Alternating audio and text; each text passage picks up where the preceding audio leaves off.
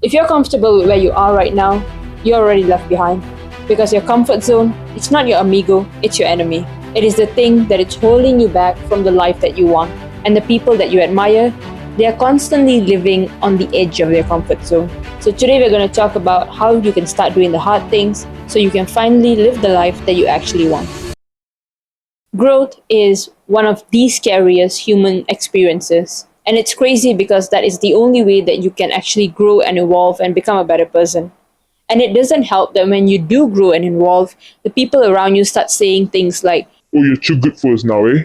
but it helps to remember that the only reason they say that you've changed is because they don't know how to say that you've grown. Like a snake, one has to shed its own skin or it invites its own death. As humans, we need to have the courage to question our old beliefs, otherwise, we end up living an untruthful life. But since we don't die from not changing our beliefs, we tend to conform to them. When our old beliefs no longer serve us anymore, but our new ones haven't solidified, the lonely chapter tends to present itself in your life. You have outgrown your old friends, but you're not well developed enough to be a part of the group that you want to be a part of. But just because growing makes you feel vulnerable, it doesn't mean that you stop. Vulnerability points out your flaws, and working on them makes you a better human. Now, one of the best ways to approach a hard thing is to do it in a condition that is worse than you would normally find it in.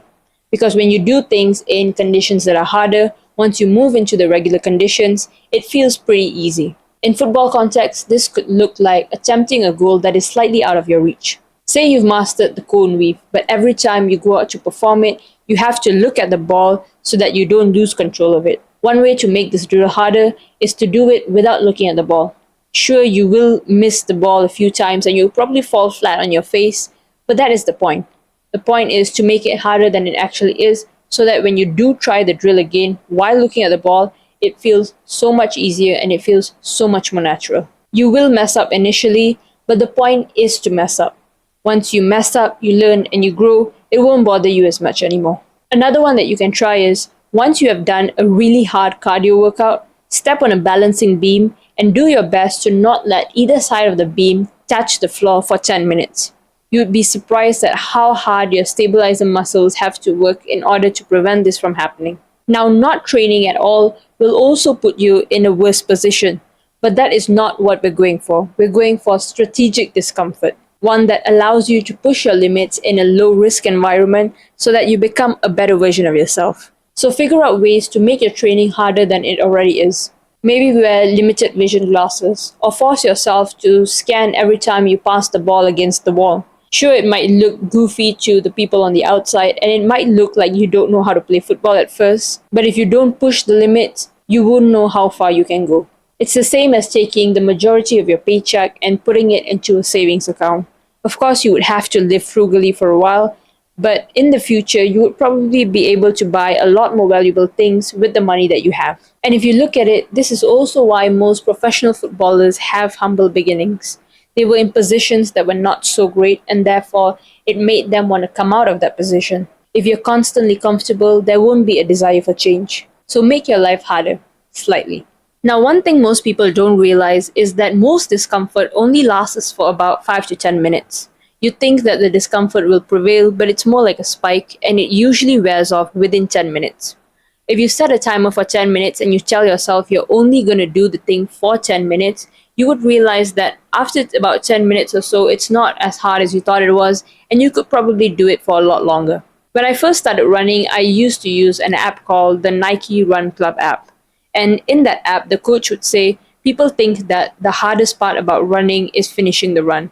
But actually, the hardest part is starting the run. And the fact that you have started the run means that you have already done the hardest part of the run. And at that time, it really struck me because think about it. The hardest part of a workout isn't the workout itself, it's getting off the couch. The hardest part about going to work isn't going to work itself, but getting out of bed. So if you set a timer for you to get out of bed by counting backwards from 3, you actually get rid of a lot of the barriers to get started.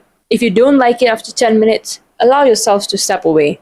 But you would realize more often than not, it's not as bad as you thought it was, and you would probably just continue going anyway. Your brain is just wired for survival. It's been that way since the caveman times. And during that time, it was useful because it helped keep us away from the physical dangers that were around us. But since your aim in life isn't to hunt down a saber-toothed tiger, you don't really need to operate on survival mode. Your brain's programming is just getting in the way of the life that you want. The mindset that you need to become a successful footballer is also the one that you need to get rid of if you want to live a comfortable life. If you take a look at the world's greatest entities in their respective fields, you would realize that they have developed a mindset that most people cannot even seem to understand or comprehend. People look at their money, their houses, their cars, and they think that that's what they want. And it is what they want, but that is the only thing that they want. They wouldn't survive a day in their shoes. They wouldn't be able to make sense of what goes on in their brain. They wouldn't even know what to do with it. For most people to live a happy and easy life, they have to do easy things. Relentless drive, obsession, and ambition, they don't have a place in an easy life. But it's only when you embrace those qualities that you live the life that most people dream of but never work for. It takes pain and suffering to live an extraordinary life. It takes sacrifice and stubbornness to build a life that one can only imagine. It takes doing the difficult things to live a life that most people call easy. Thank you for watching. I hope you've gained something valuable from this video.